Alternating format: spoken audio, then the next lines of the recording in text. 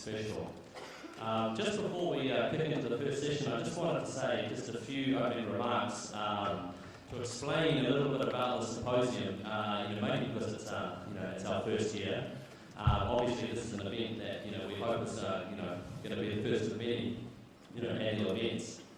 For those of you here who are lucky enough to go to international festivals, markets, seminars, workshops, whatever, you may have noticed that there's nothing internationally that's quite like this one, and the reason for that is it's been here, it's indigenous, and it's been invented by Kiwi filmmakers who love filmmaking, for other people who love filmmaking.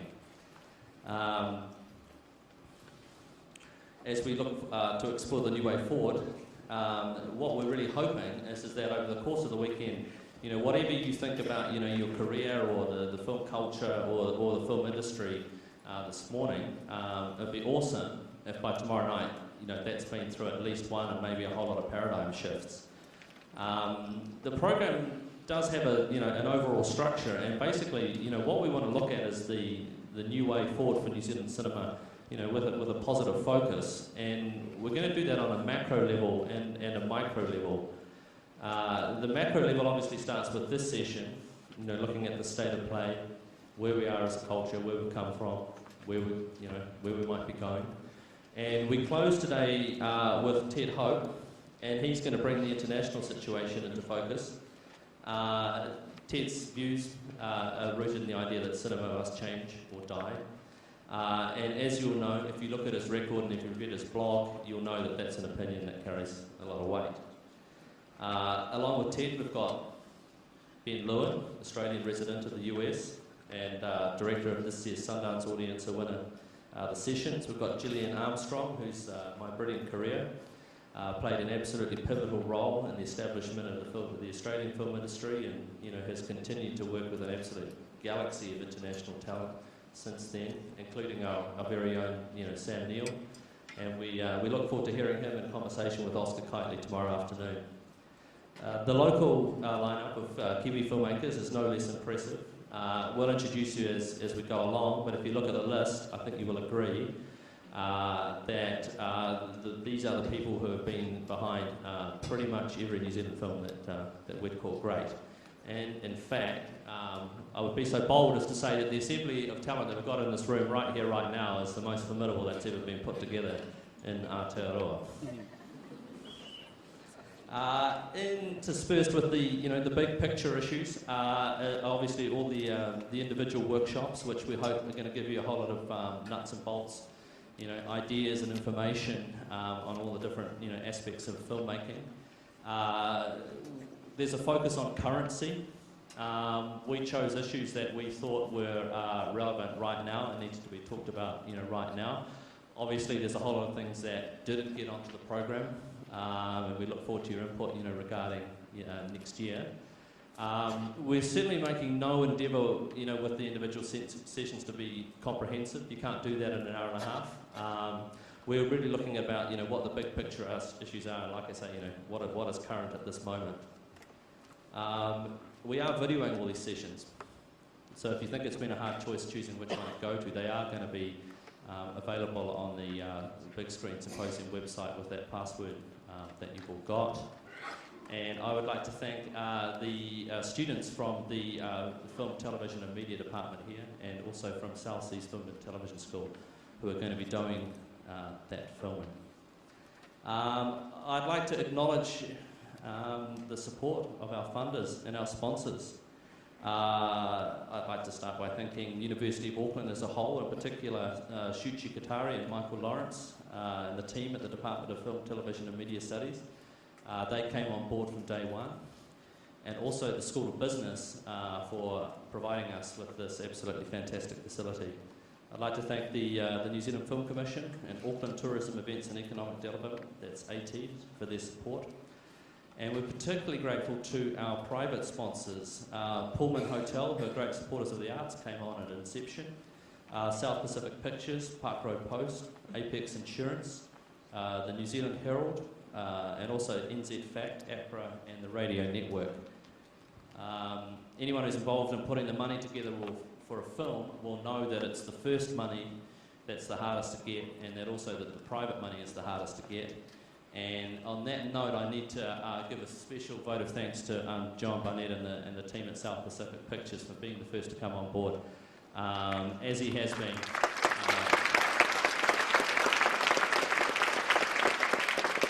As he has been for so many great New Zealand films and TV shows. When you're trying to get everyone lined up and everyone thinks it's a great idea and you need someone to say, okay, actually, here's the check, John did that. Cheers, mate. I'd like to thank you, all the people who bought their early bird tickets. That's what enabled us to know that we could feel confident about going forward. I'd like to thank all the people who bought the tickets in the last week for keeping things exciting for us. It's funny how you just never want to be completing your finance and pre-prod, but you always are. And it was a bit like that, but we got across the line and we're feeling great about that. So the biggest thanks to you goes to the participants, because you are the biggest funders of this event, and it's for you. This event is about breaking down barriers, a whole lot of them. We want to break down barriers between cultures, genders, age, experience, between the local and the international, the practical and the creative, new media and old media. And I think that we all know that this is it's a collective endeavour that we work in, but we don't always work collectively as well together as we could. Whether we're a writer, director, producer, actor, whatever those titles that we are, it's really, really easy to work in isolation, and that's often not the best way of doing things. And one thing I would like to say is, whatever title you bring into the room today, it'd be awesome if you could actually just forget about that for the next 48 hours and just be a filmmaker.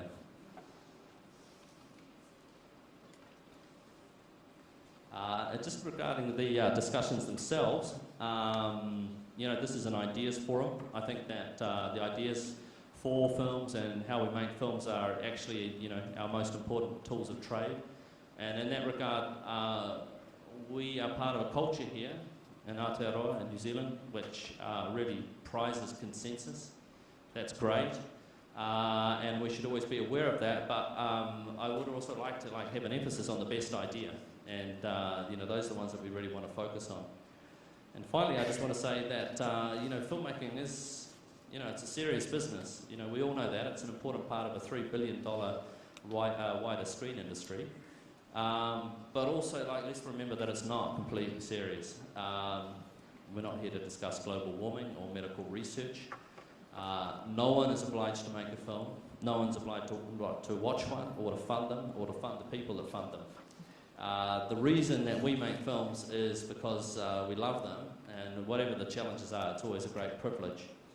So in summary, having talked and listened and partied, I hope that you're going to leave this weekend with a whole lot of new information, new ideas, new energy, new enthusiasm for this wonderful, devilish thing that is filmmaking.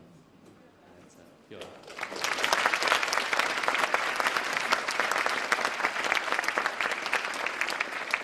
So without further ado, I'm going to introduce Gaylene Preston, who's going to introduce the panellists on this first session.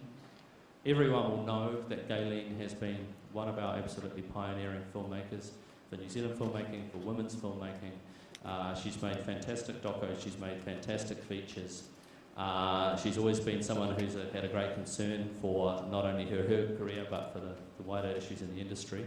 And she's remained current over many years, and she's still current, and I'm going to hand over to her now.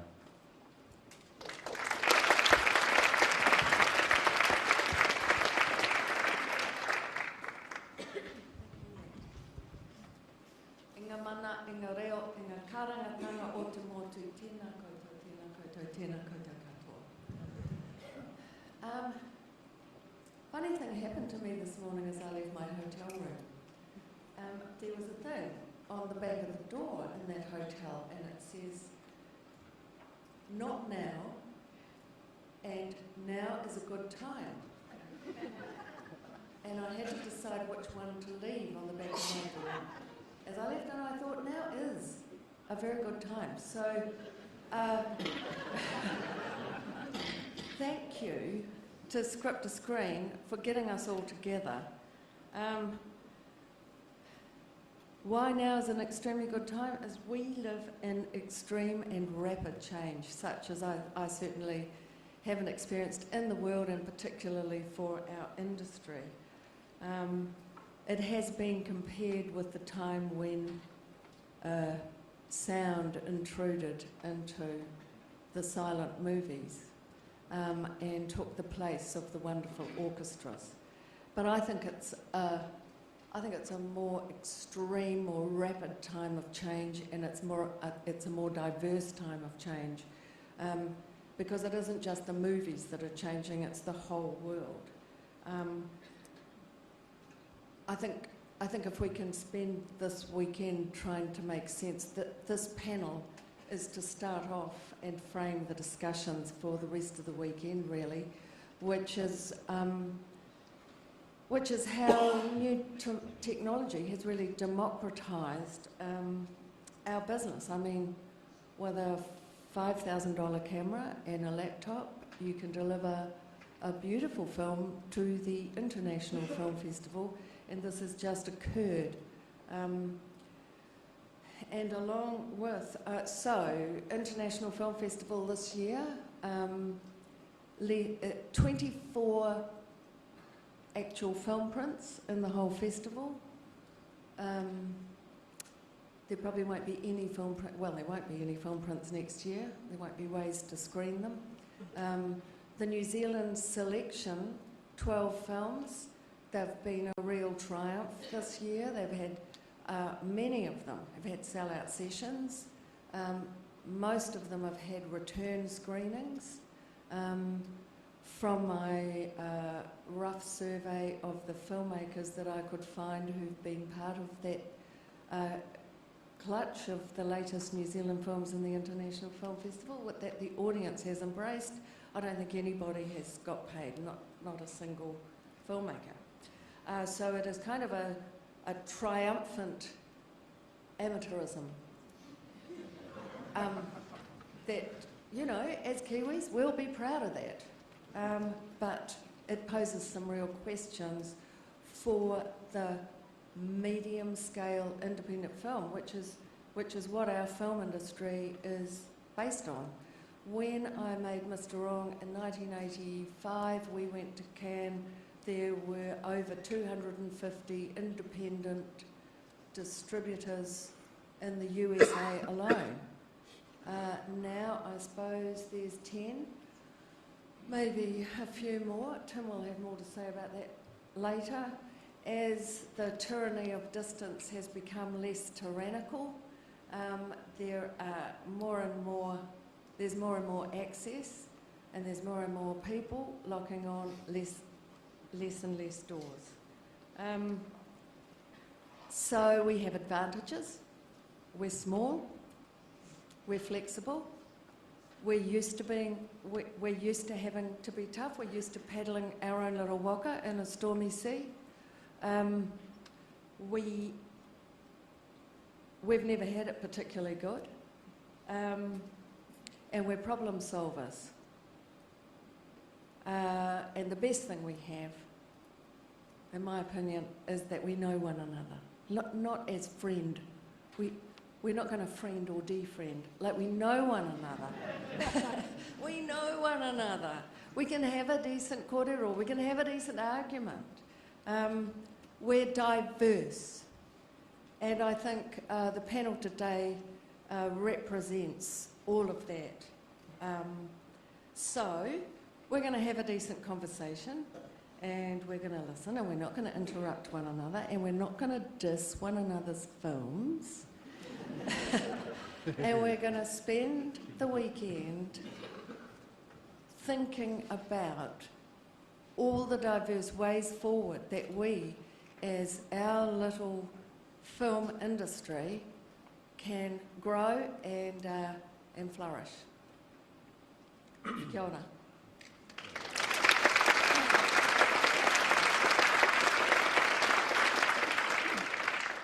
So the first panellist, Tim White, Roger Horrocks. Sorry, I had an idea in my head and I got talked out of it. By Tim. The first speaker is Roger Horrocks. Now, Roger has been a part and not a part of our film and television industry. He has watched it as a closely observed train, sometimes speeding to oblivion. Since 1960, Roger has played an important and integral part in our industry. He's served on industry's boards. He's provided fantastic insight over the years into what we think we're doing. True to form, when it came to this panel, Roger, having tried to find me, couldn't find me, wrote a paper. It's terrific. I was so impressed with this paper, I imposed on Roger to write it up, and we have some copies available to anyone who's interested after this meeting. Roger has written a theatre piece entitled Len Lai. He's written many books. His bios for further reading at the brochure. And Roger's theatre work opens on Wednesday, so we're doubly grateful, Roger, that you've been able to come away from rehearsals to be with us today. Roger Horrocks.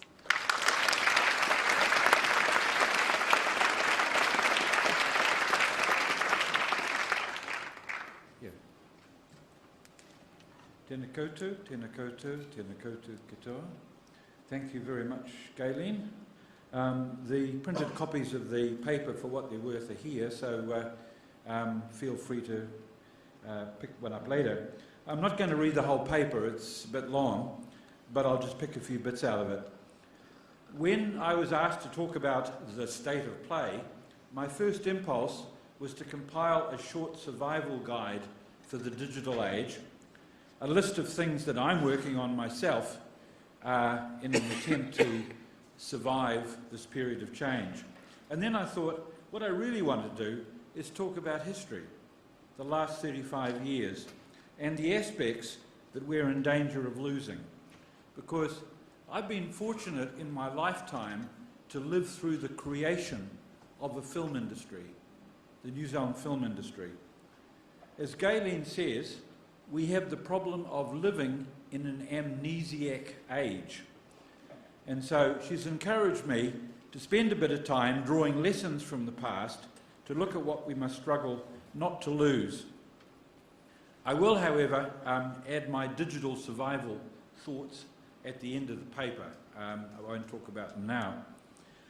I agree with Gaylene. There's probably never been such a profound period of change for all the media because of the internet and the coming of digital. And a second factor, which I think is no less important, is that commercial and corporate thinking today is stronger than ever before. Commercialism now colours every aspect of our way of life, and many people have lost the understanding of cultural importance. Everything is measured by box office figures or ratings, which also means they lack a long-term perspective. These two forces, commercialism and the internet, interact in complex ways. The key things I want to say about this upheaval are, first, it's really important to look back over the last 35 years of film and television in New Zealand and to extract lessons. In particular, to emphasise the passions that gave this country an industry, such as the desire for films that are local, or you might say, have a sense of terroir. Infrastructure is collapsing. That's my second point. We need to focus not only on creative industries, but on the changes to funding, to distribution, and to the survival of a professional skill base. I know that many of you will already be in the thick of those problems. The third point is that the new situation is wonderful for amateur production, or what's called the long tail. So if you're starting out, it's a great time. At the other end of the scale, the biggest projects are bound to be noticed. What's in danger is the middle range of production. And that makes worse our ladder problem, the problem of the missing rungs in the ladder of development as a talented person or team progresses up the scale. Since 1977, there's been an average of 4 feature films a year made in this country. That's made on 35 mil, with an average budget of, say, $1 to $5 million. Sometimes a few more, sometimes a few less, but 4 is the average. And this is the tradition that I think we now have to be very careful we don't lose. I think of it as the middle range of features. It's between the Peter Jackson epics and the low or no budget digital features. The middle range has professional production values, and that has helped to ensure their long-term use. Also, many are grown-up films aimed not only at male teenagers with limited attention spans. Not many of these films have made money, but they've been very important in terms of cultural capital. They've been R&D for our culture. New Zealand in 2012 is an utterly different place from the New Zealand that I knew growing up in the 50s and 60s. It was a derivative little colony full of cultural cringe, and it had no film industry, of course.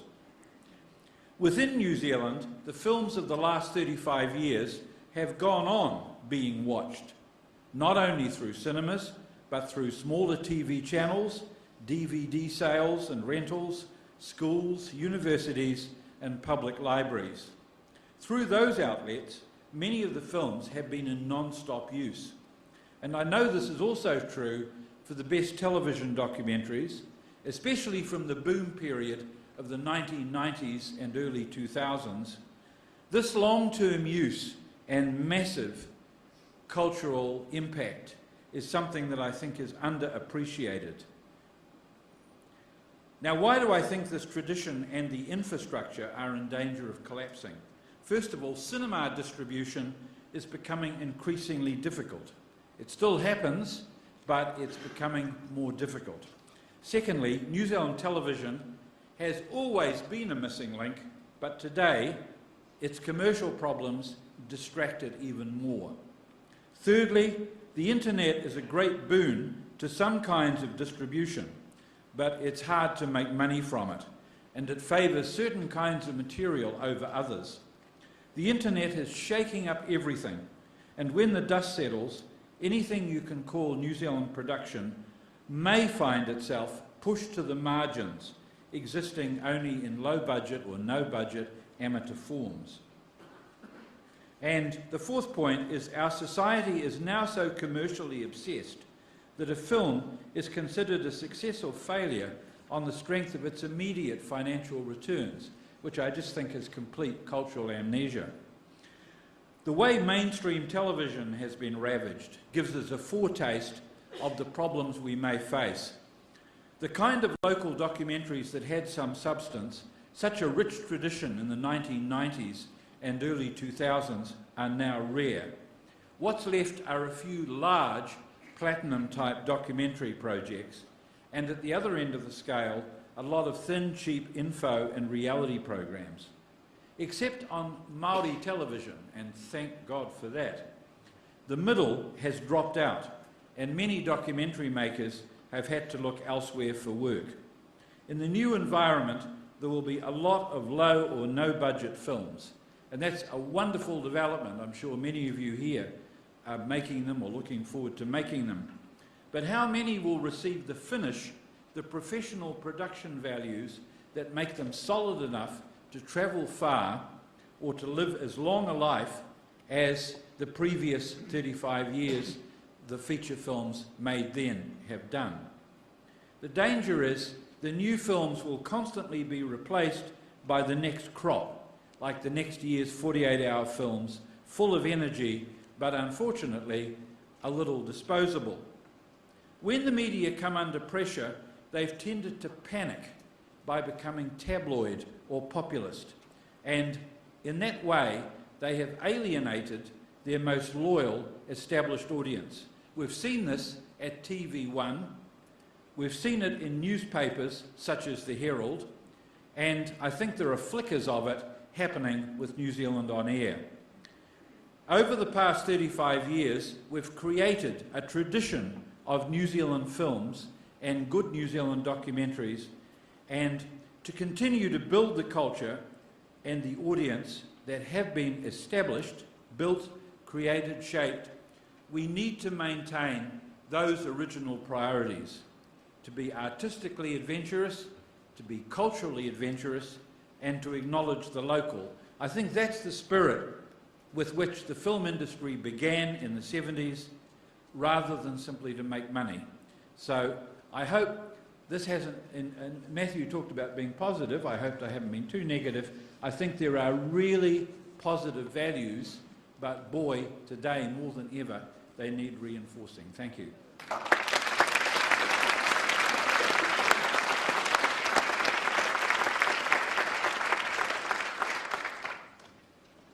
Our next speaker, Tim White.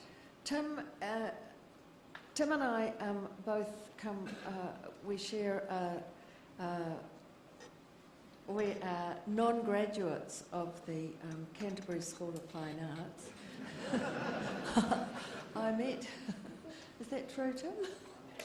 Oh, he graduated. Sorry. I met Tim when he was working with Vincent on State of Siege. Since then, Tim made a really good early move and went to Australia, and from Australia has made some fantastic movies. Fortunately, he has kept in close contact with us here in New Zealand, and from Strikebound through to his first Australian film. It's a wonderful film, you should see it. It's probably streaming somewhere. Out of the Blue is a wonderful film that Tim produced here, and his latest Australian film is, sorry Tim, well, his latest film that he's involved with here is Mr. Pip. Tim White.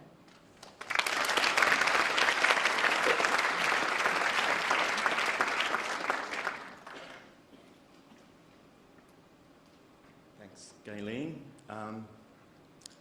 It's a privilege to be here. I was reflecting on looking out at the audience there. My early days of being an art student, and the privilege I think I had then of kind of working blind. We didn't have conferences, there was no business or science associated with making movies. It came from an absolute love of cinema. In fact, we didn't even have a film school as such down at the art school. Vincent Ward and myself and another chap, David Coulson, forged a course there, and they were foolish enough to let Vincent and I disappear for about a year, and came back with a film called A State of Siege, based on the Janet Frame novel, and I think in the audience probably Al Boll, who was one of those who taught us to, I think, stay true to a vision. He certainly was incredibly supportive of Vincent.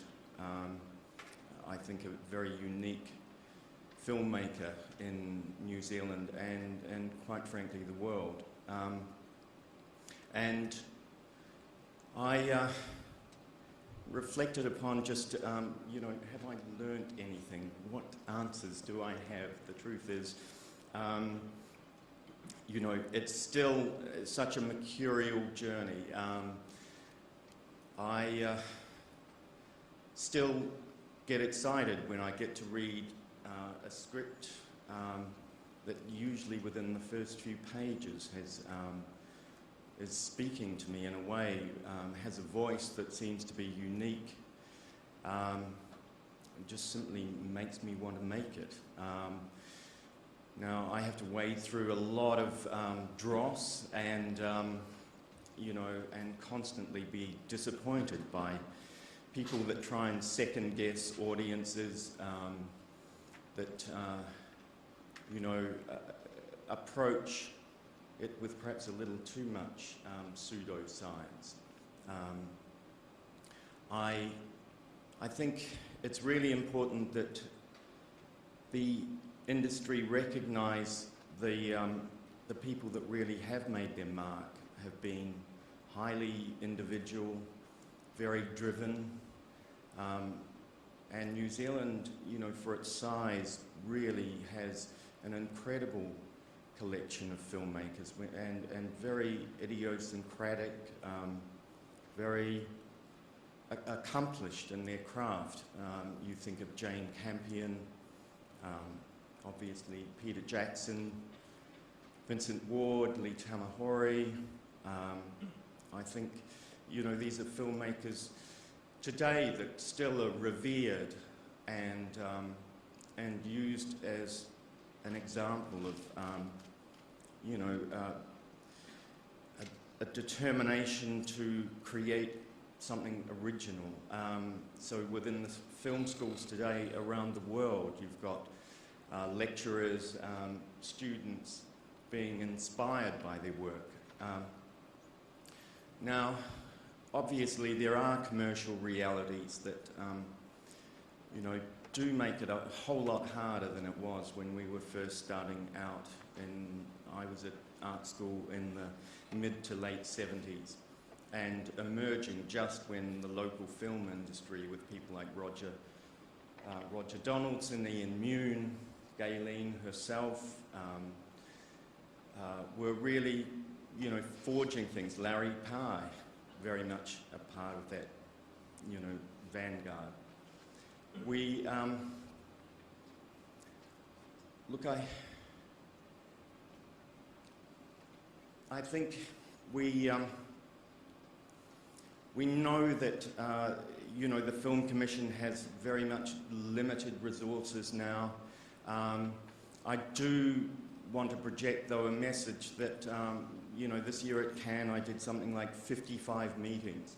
I walked out of Cannes with a French company very much committed to a young New Zealand filmmaker and his producing partner, both of them first-timers. I also got a film financed at around probably $12 million New Zealand for a first-time Australian director. He had won the jury prize at Cannes about 3 years ago. And, I really felt that there was a tremendous sort of enthusiasm for finding these new voices, these people committed to doing stories, making stories, getting their stories up on the big screen that speak to audiences, but most importantly come from their heart. Stories that, have, even if it's in the realm of genre, which this bigger Australian film is, and the catch cry at the moment of elevated genre, which is basically, in the case of this film, an action thriller that can attract cast, has a good script, and potentially play to an A-list festival, but also play to ancillary markets. So it inherently has a built-in sort of commercial vein. A minute? Okay. I just would like to say that out there, there are a number of new sales agents. I think we are seeing companies like the Weinstein Company, which picked up the Australian film Sapphires. Keith is probably here in the audience, the co-writer. Things like that are a great example of opportunities that are there. We just need you out there to be generating them. Thank you.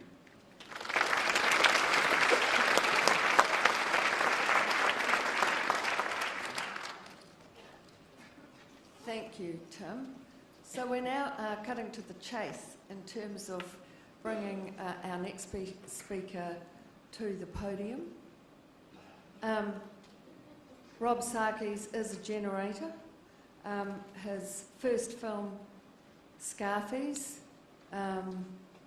is greatly valued and treasured in this country, as is Out of the Blue. He has forged an interesting path, and it's a difficult one. So here's...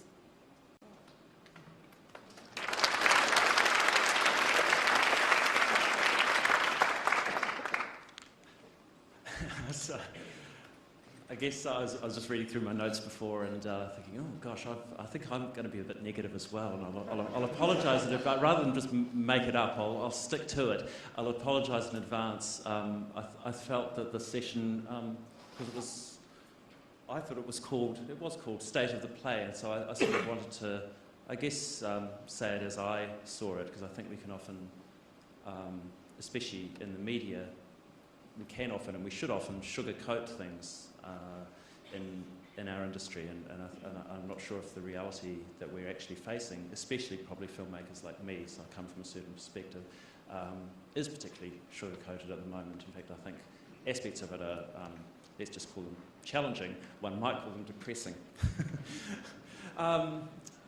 Essentially, we're gathered here today in an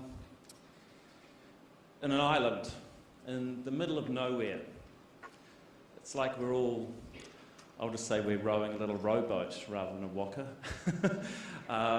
And we're literally in the middle of nowhere, in the middle of the Pacific. No one really cares. You know, some of us have jumped ship. In fact, Peter Jackson's bought a whole fleet of his own ships. Right, he's on the main shipping highways, and but the rest of us are sort of here, I guess, attempting to be fiercely independent, attempting to keep afloat and keep an industry and a creative culture afloat from this place, from this incredibly isolated place. Well, the good news, I think, is that the boat itself is not leaky. It's built with incredibly strong bones, as I think our previous speakers have talked about. You know, we've got this incredible tradition of creative and challenging and top-level New Zealand films. However, I do feel that the boat is a little rudderless at the moment. I'm not sure if we collectively, and sometimes even individually, if I honestly reflect on my own career, know where we're going.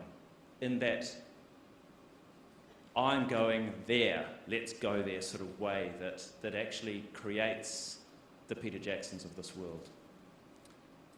And I think it's a good thing to know where you're going. I felt I knew where I was going when I was making my short films back in the 90s. I knew I wanted to make a feature film, right? That was the aim. You know? I wanted to make short films that would lead me down a path to making a feature film. And there's a real drive to that, there's a real energy, and then you make your first sort of feature film and you go, what's next? and you realise that, well, you actually realise, in my case, while you're making it, what's next is just trying to make the damn thing good enough so that you can make another, and then another, and if you can, another. I think it's easy to get lost in that way, and I don't just speak for myself there. I think we're a little bit like, I sense that we're a little bit like that as a filmmaking culture at the moment in New Zealand. We're making stuff, we're making some good stuff, right? But who are we really? What are we really doing? I mean, I'll just go through the most depressing stuff that I thought about. You know, and recognising that in all this that we do have many successes, and I guess I'm talking about the problems because they don't often get talked about, frankly. On the surface, in fact, things do look quite rosy. I mean, I think we're all able to get a little bit of that rosy glow from those hobbit cheeks and checks, but I don't get the checks, but anyway, but. beyond being rudderless, a little rudderless, I think there's some practical concerns. Well, firstly, there's no money. We all know that. In fact, I'm partly responsible for that because I've just cleared out the bottom of the barrel of the film fund, which was, has been responsible for a whole bunch of films that have been hugely influential over the last few years. Boy amongst them. There's a whole raft of them. You guys know what they are. So that's gone. It's co-pros from now on in, apparently, and international financing with really not a lot beyond spiff to offer a co-production partner, which is definitely going to be a challenge for a film like me. There's obviously more low-budget features being made, which is a genuinely good thing. However, there are some schemes that are responsible for making them that I think are actually also responsible for destroying the potential careers of people who could have made amazing first films but were rushed into it. That might be controversial, but it's my feeling about what Escalator is doing at the moment, in some cases. Escalator and those sort of schemes are all about opportunity, but I think it's a barbed opportunity. We seem to focus currently on success at the local box office, as Roger spoke about. And that's great. I don't actually have a problem with that. I've always tried to make films that work for audiences, and I think we all want to reach an audience. The problem is that with a few exceptions, we're not really finding that success at the local box office here in New Zealand, which is a real shame. And we're also not selling our films that well internationally either. Even the ones that find great success here generally aren't making huge sales internationally. And I think that would all be okay if we were individually and collectively taking real risks with our filmmaking, making bold, exciting films that were attempting to change what cinema can be. Films that take an audience internationally and locally to another place. Transformative films, films that I would call cinema. I'm not sure, and I include myself in this, if we make that much cinema anymore in this country. Again, I'm not saying that to be depressing. I'm saying it to be, hopefully, a little inspiring, because I would like to think in the future that this room will be responsible for truly making cinema again. And I'd like to think that we can navigate a path forward through this complex world that Roger describes and still make cinema. Thanks, Gaylene.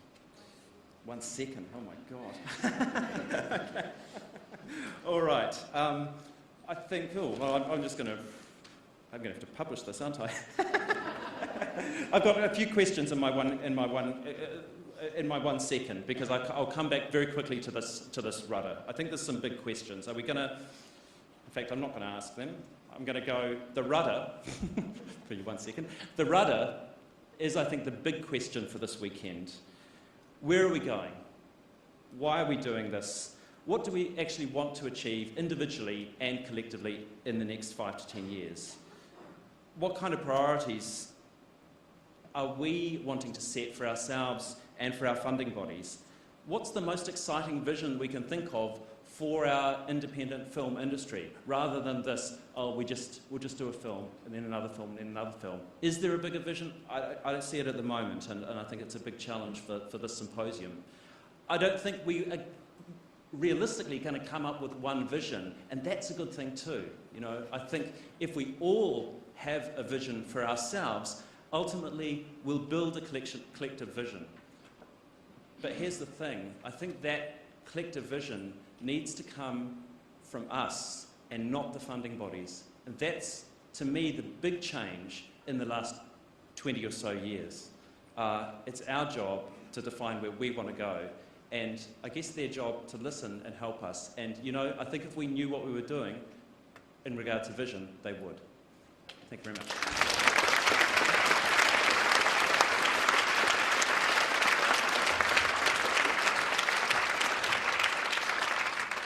So that was a report from the coal face.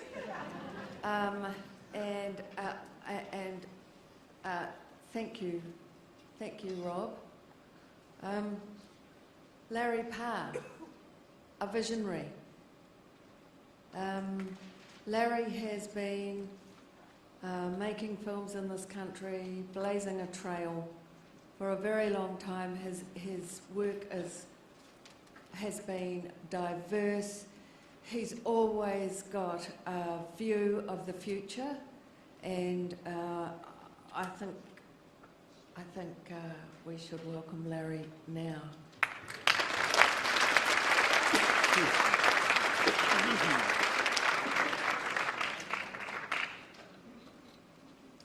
Tēnā ra tātou. Aha koa kua mihi ngā mihia e tikana me mihi ki te mana whenua tēnei rohe no reira ngā maunga maha o Tamaki Makaurau, tēnā koutou. E koana nāku kia kiti a koutou me ngā tūpuna maha tātou I mau mai. Aha ko wai, aha ko no hea, nā rātou anō. Ka tū mai tātou. No reira, tēnā tātou. You've got to know that a lot of people said no before they got my name out of the barrel.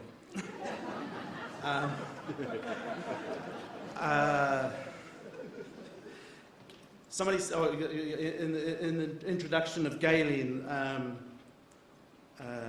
I think Matt said that you knew what you got with Gaylene. She's been consistent over the 40 years in the industry. When you get me, you find out what I've reinvented myself as.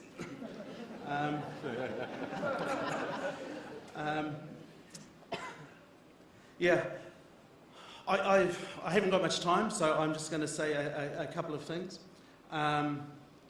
It's interesting. I listened to what Roger had to say with a great deal of interest, and some things came up like money. For keeping it brief and succinct, I think there's a lot to think about. Any questions from the floor should be less than 30 seconds long. And we've only got time for 3 or 4 of them. There's a microphone here.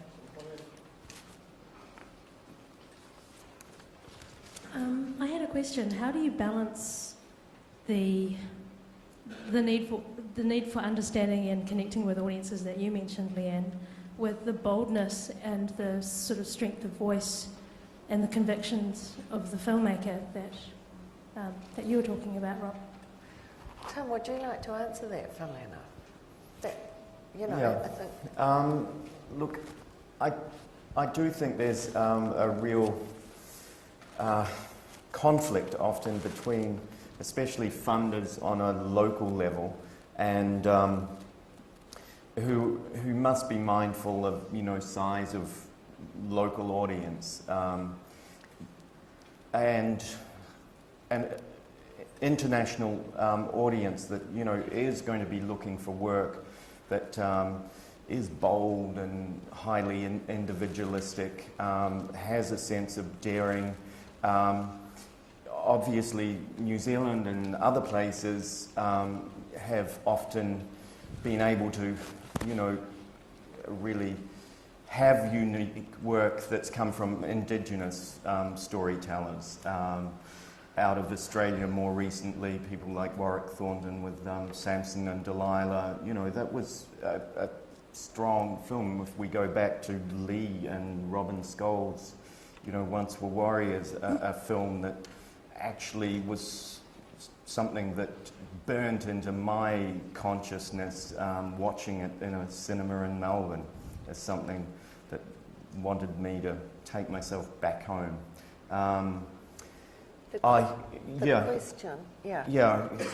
The question, I don't think there is an answer, quite frankly. But I do think, in terms of,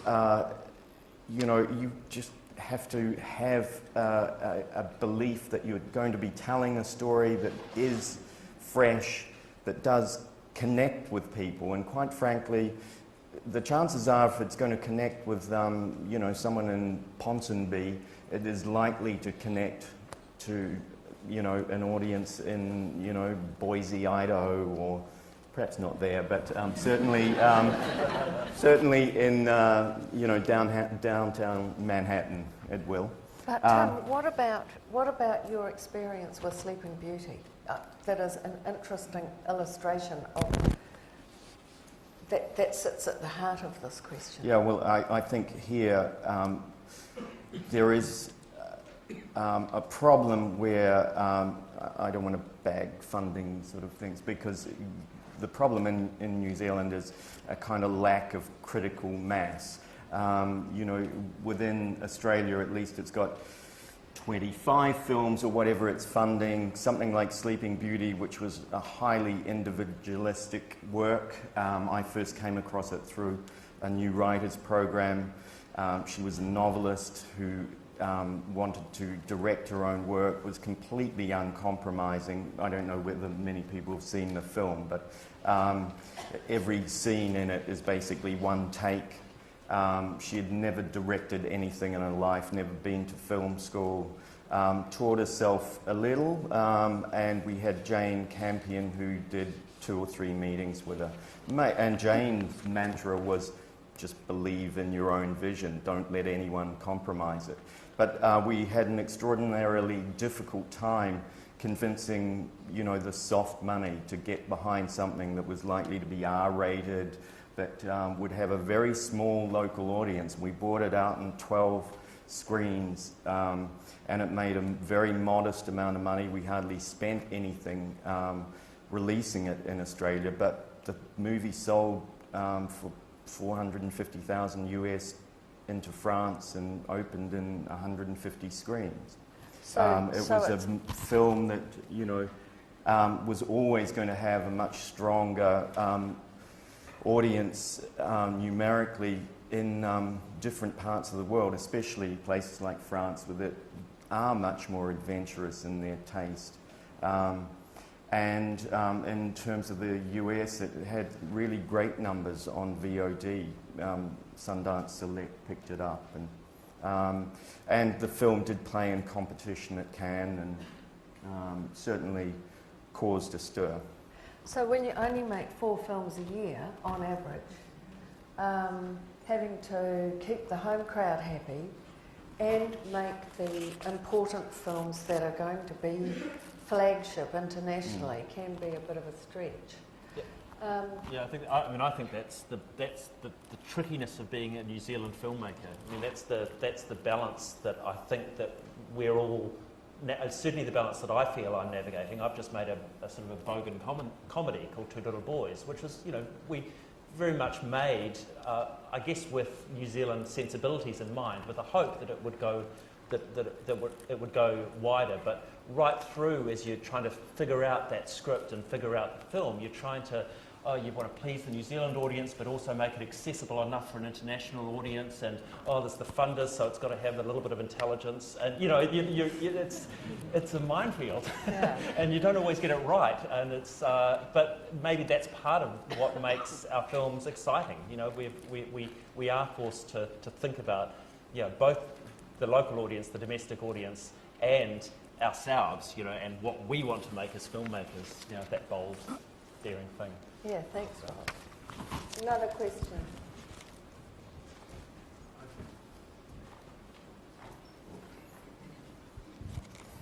If I was to write a story, how do I get you people to read it?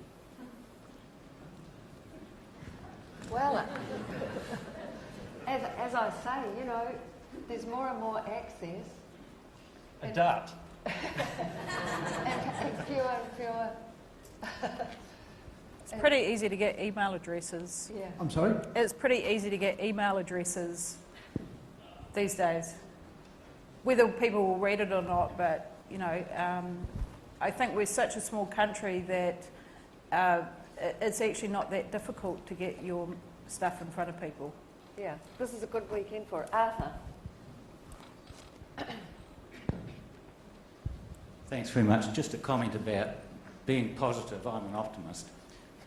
When Larry talked about $2 billion of taxpayer-funded subsidies, I believe it's the best $2 billion that anyone has ever spent in New Zealand.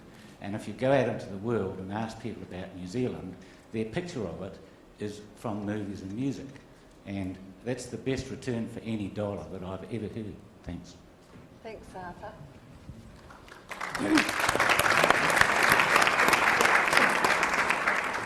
There's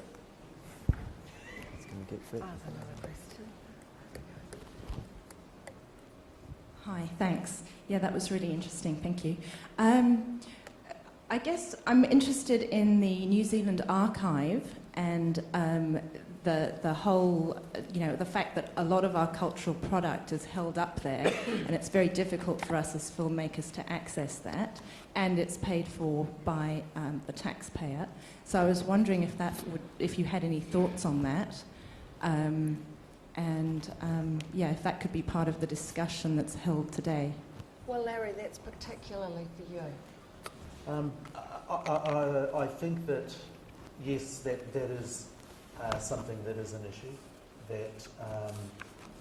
and it's something we all obviously need to be very vigilant about. If Television New Zealand was ever to be sold off, that we must ensure that all of that material, because it's funded by the taxpayers, remains in taxpayer hands. And there'll be a battle over that, but I think that's a part of the discussion that needs to happen, is putting in place, first of all, making it more accessible, at a reasonable cost, because obviously there is a cost in searching, but making it that a reasonable cost. And then finding ways of making it more accessible to the public. New Zealand on Screen does a job on that, but going forward there needs to be a conversation around making it more accessible. There are models in other countries, such as what the BBC has done. Yeah. Thanks for the question. We've got time for one more question.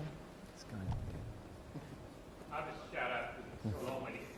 Can I get a consensus from the panel that whether they think New Zealand's box office as a measure of commercial success is a road to industrial suicide, because there's not enough people in New Zealand to go watch movies and pay the tickets to actually cover the cost of making a movie?